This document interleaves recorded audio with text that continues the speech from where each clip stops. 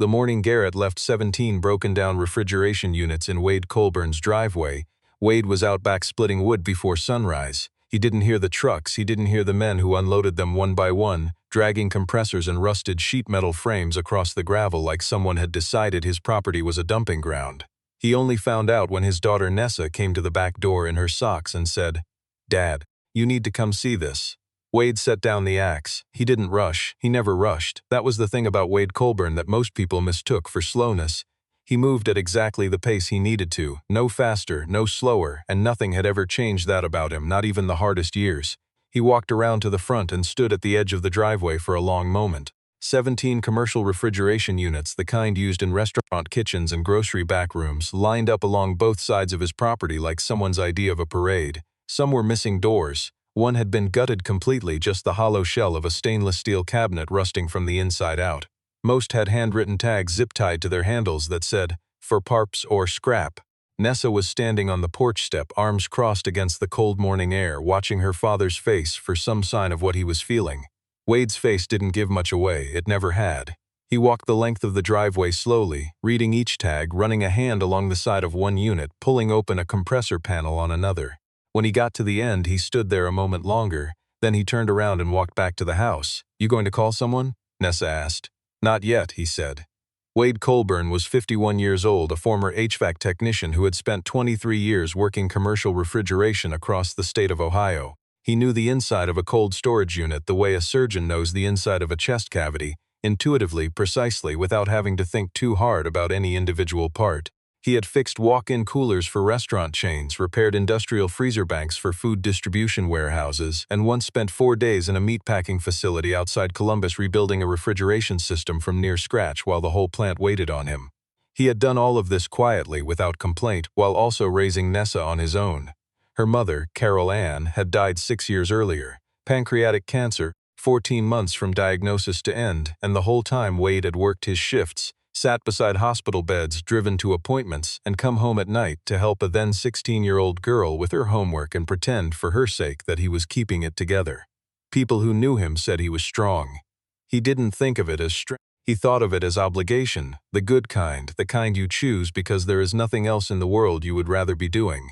After Carol Ann passed, he had scaled back his work to stay closer to Nessa, taking smaller local contracts, working out of a shop he'd converted from the old 2-car garage behind the house. He fixed refrigeration units for restaurants in the area, serviced commercial kitchen equipment, occasionally took on residential HVAC work when it came to him. He wasn't wealthy. He drove a 10-year-old pickup. He kept his accounts in a spiral notebook. His shop smelled like motor oil and coffee, and the walls were hung with tools he could name blindfolded.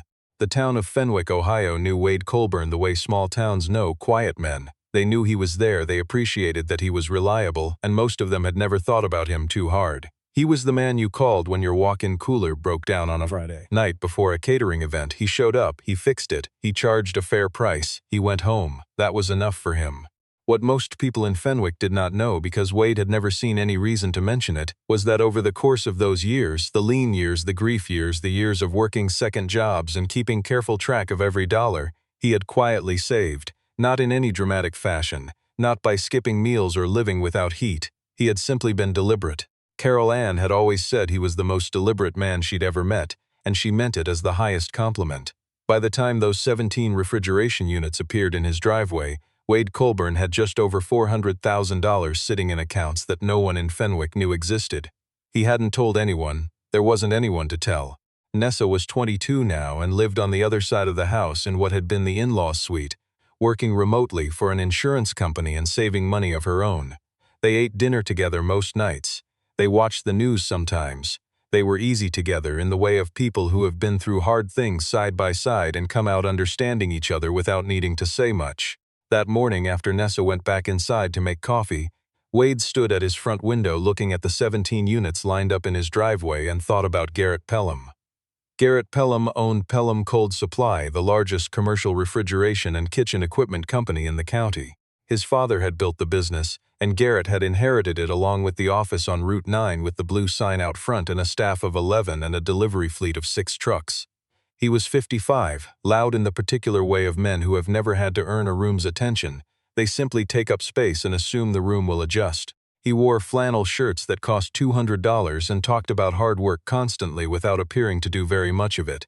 He had been trying to buy Wade's shop for 2 years. It started with an offer, a number that was reasonable on its surface, delivered through a third party as though Garrett couldn't be bothered to come himself. Wade had declined politely in writing. Then there had been a second offer, higher, with a deadline attached, that came and went. Then a visit from Garrett himself, who sat in Wade's shop drinking coffee he hadn't been offered and explained in the tone of a man explaining something obvious to someone slow that Wade was leaving money on the table, and that a man in your situation should be thinking about his future. Wade had listened to all of it without changing his expression. When Garrett finished, Wade said, "I appreciate you coming by, and let the silence do the rest." Garrett left unhappy. He left that way both times he came, and Wade did not lose a single night of sleep over it. What followed over the next several months was the kind of low-level campaign that men like Garrett Pelham run when they are not accustomed to hearing no. A few local restaurants that had been Wade's regular clients quietly stopped calling. A supplier Wade had used for a decade started having sudden delays on his orders. Nothing that could be proven, nothing dramatic, just the slow, grinding friction of someone with more connections deciding to make your life a little harder. Wade noticed. He adapted. He found new suppliers. He drove further for some accounts. He kept his head down and kept working. And then one morning the 17 units appeared. Wade had heard through a mutual contact that Pelham Cold Supply had a contract with a restaurant group that had just gone under. 17 commercial refrigeration units, mix of brands and vintages, most of them in various states of disrepair. The restaurant group's liquidator had been trying to move them for weeks, and according to what Wade heard, Garrett had stepped in at the last minute, bought the lot for almost nothing, and arranged for them to be delivered to Wade's address. Anonymously, technically, but not so anonymously that the story didn't make it back to him by noon. Garrett had apparently thought it was funny. Someone on his staff had been overheard saying the boss thought it would be a good joke to dump a bunch of broken equipment on the town repairman and see how long it took him to clear it out. There was talk of Garrett inviting people to drive past the property to have a look. Wade heard all of this and sat with it for a while. Then he walked back out to the driveway with a cup of coffee and started taking notes. He spent the better part of that first day doing nothing but assessment, unit by unit, panel by panel, working through each one the way he always worked, methodically, without shortcuts, without assumptions. 2 of the units were genuinely beyond saving, frame damage too extensive to justify repair. 3 were missing components that would be costly to source. But the remaining 12, he found, were in better shape than their appearance suggested, neglected, poorly maintained, but structurally sound, the kinds of problems he could fix. Nessa brought him a sandwich around 2 in the afternoon and stood beside him, watching him crouch next to an open compressor panel. "What are you going to do with all these?" she asked. "Fix them," he said. She looked at the row of battered units stretching down the driveway. "All of them? The ones worth fixing." She was quiet for a moment. She had inherited her mother's habit of watching him when he was thinking, as though she could read something in his posture that his face didn't show. "Is this about Garrett Pelham?" she asked. Wade didn't answer right away. He finished making a note in his spiral notebook, capped the pen, and looked up at her. "It's about 12 refrigeration units that need to be fixed," he said. She handed him the sandwich and went back inside, and he could tell by the way she walked that she wasn't entirely satisfied with that answer. But she also knew her father. She knew that when he said something plainly, he meant it plainly, and she trusted that whatever came next, he had thought it through already. He started the following Monday. He worked before dawn and after dusk, spending his regular daytime hours on the client work that paid his bills and reserving the early mornings and evenings for the driveway project, as Nessa had taken to calling it. He sourced parts carefully, tracking down suppliers who dealt in commercial refrigeration components at wholesale prices, calling in some favors, negotiating directly with a distributor in Cleveland who had known him for 15 years. The work was slow at first. It always was, at the beginning of something. But Wade had learned, in the years since Carol Ann died, that slow was not the same as stopped. He had learned that things could be built through patience in a way they could never be built through speed. By the end of the 3rd week, he had 3 units fully restored, compressors replaced, seals refit, temperature control panels rewired, exterior cleaned up, tested, and certified operational. He had them photographed and listed them for sale. The first one sold within 4 days to a restaurant owner in Dayton who needed a replacement unit fast. The second went to a small grocery operation in Canton. The third he sold to a man opening a craft brewery who had been quoted nearly 3 times the price by a major supplier. The money from those 3 units covered his parts costs for all 12. He kept going. Nessa watched it happen the way you watch a river move. Not any single moment dramatic, just water going where water goes, steadily, without argument. She started bringing him coffee at 5 in the morning without being asked. Sometimes she sat on an overturned bucket and kept him company while he worked. She didn't ask again what it was about. She had figured it out. The thing about Garrett Pelham was that he had assumed a certain outcome. He had assumed that a pile of broken equipment dumped on a man's property would be an embarrassment, a burden, possibly a financial drain, something to deal with, to explain to the neighbors, to eventually pay to have hauled away. He had not considered the alternative because he had spent 55 years in a world where the alternative simply did not happen to men like Wade Colburn. Garrett moved in circles where value was understood only in terms of what things already were, not what they could become in the right hands. A broken refrigeration unit was a broken refrigeration unit, scrap, a liability. He had offloaded 17 of them and gotten a laugh out of it, and he had moved on. He heard, somewhere around the 5th week, that Wade was selling restored units out of his driveway. A few people mentioned it. He dismissed it as minor, a few $100s here and there. Nothing that changed the picture. He was not paying close enough attention. By week 8, Wade had sold 9 of the 12 workable units. The remaining 3 were his most ambitious restorations, an industrial walk-in cooler compressor unit that required extensive fabrication work, a high-capacity freezer display case of the kind used in grocery stores, and a commercial under-counter refrigeration system from a manufacturer that had been discontinued, meaning every part had to be tracked down individually. These 3 he had been working on slowly alongside the others, and they were nearly finished. He had cleared at that point just under $19,000 after parts costs, every dollar of it documented in the spiral notebook. He had also, quietly and without telling anyone his reasons, begun doing something else. Every morning before he went out to the shop, he spent an hour on his laptop. He had accounts on industry databases, trade publications he'd subscribed to for years, commercial property listing services. He had been reading about Pelham Cold Supply for months the way you read about weather, not because you can change it, but because knowing what is coming lets you stand in the right place when it arrives. What he had learned over those months of quiet reading was that Garrett Pelham had a problem. Pelham Cold Supply was carrying a significant amount of debt from an expansion Garrett had pushed through 4 years ago, a second warehouse location on the north side of the county that had never performed the way the projections promised. The expansion had been financed mostly on the strength of a few large restaurant group contracts. 2 of those groups had since reduced their footprint significantly. A third had gone under. The same group whose refrigeration units were now restored and sold out of Wade's driveway. Garrett was not broke, but Garrett was stretched. And stretched men, Wade had learned over 51 years, were different from comfortable men. They made decisions under pressure that comfortable men never had to make. They accepted offers they would have turned down a year ago. The second warehouse location was listed for lease, had been for 9 months. The last 3 units sold in the 10th week. The walk-in cooler compressor went to a commercial kitchen supplier in Columbus who had been looking for that exact model for months. The freezer display case went to a small regional grocery chain expanding into a new building. The under-counter unit he sold to a Vietnamese restaurant in Cleveland whose owner had called him after seeing a listing in an industry forum and driven 3 hours to inspect it in person. Total revenue from the project after parts and supplies and a few specialty tools he'd needed, a little under $43,000. He sat at the kitchen table that evening while Nessa made dinner and wrote the number down in the notebook and looked at it for a while. Then he turned the page and started writing something else. The call Wade Colburn made to a commercial real estate attorney in Columbus took about 40 minutes.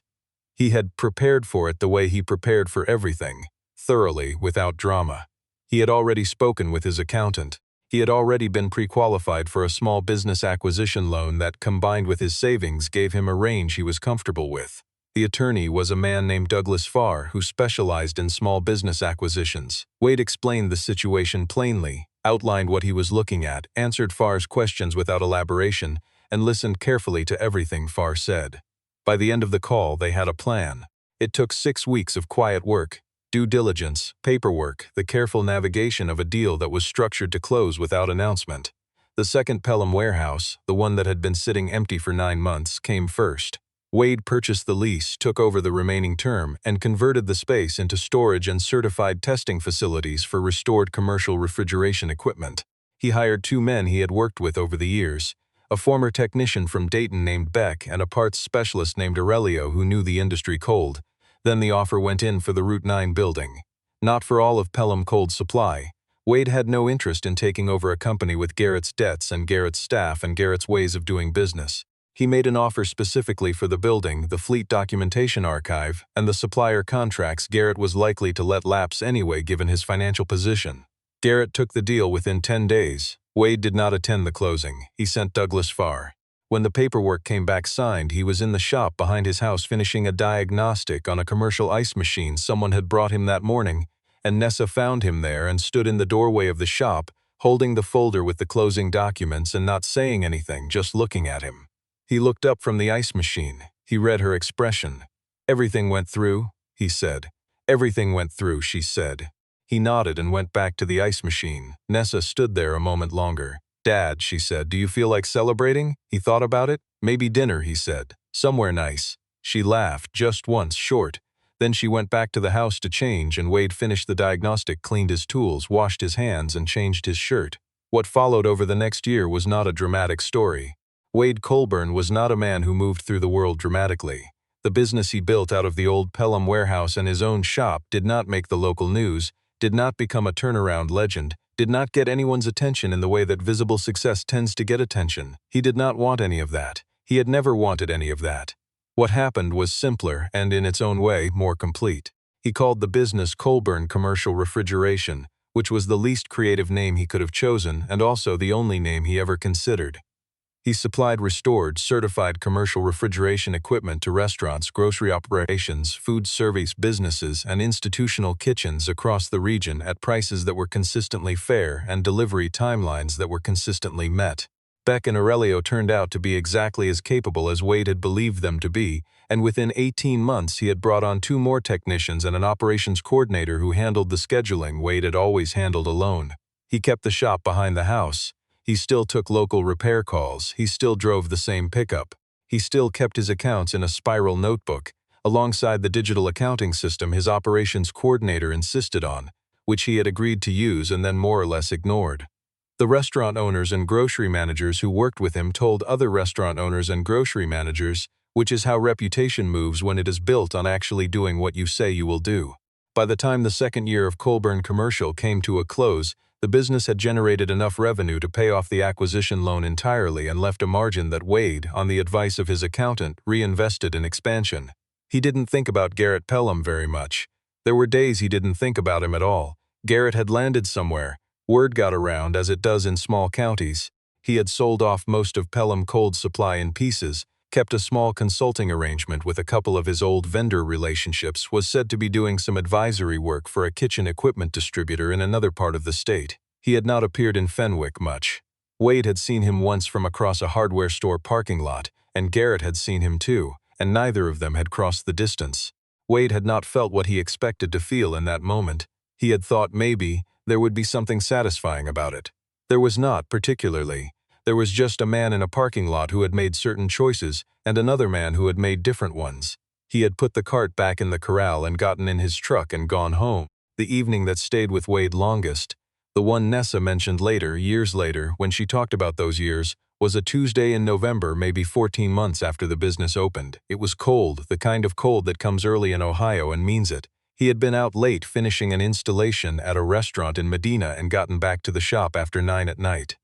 Nessa had left a plate covered in foil on the counter. He sat at the kitchen table and ate alone, the way he had eaten many meals in the years after Carol Ann. The house was quiet. Outside, the driveway was empty, just gravel in the shape of his truck in the dark and the bare maple at the edge of the yard.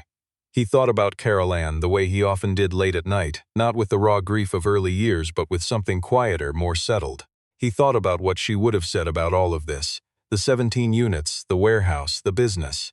He could hear her laugh in his head clearly still, that particular laugh she had when she thought he was being a little too restrained about something that deserved more reaction. Well, she would have said, "You certainly handled that." He ate the last of what Nessa had left for him and washed the plate and turned off the kitchen light. He stopped in the doorway of the dark kitchen for a moment, not thinking anything particular. Just standing in the house he had lived in for 20 years. The same house where Carol Ann had gotten sick, where Nessa had grown up, where he had sat in silence more nights than he could count and kept going anyway. Some things you do not do for revenge, or for money, or to prove something to someone who tried to diminish you. You do them because the work is in front of you and you know how to do it. You do them because when something broken arrives in your life, your first instinct, the instinct that has always been your instinct, that no one ever managed to change, is to figure out if it can be fixed. He went to bed. In the morning there was work.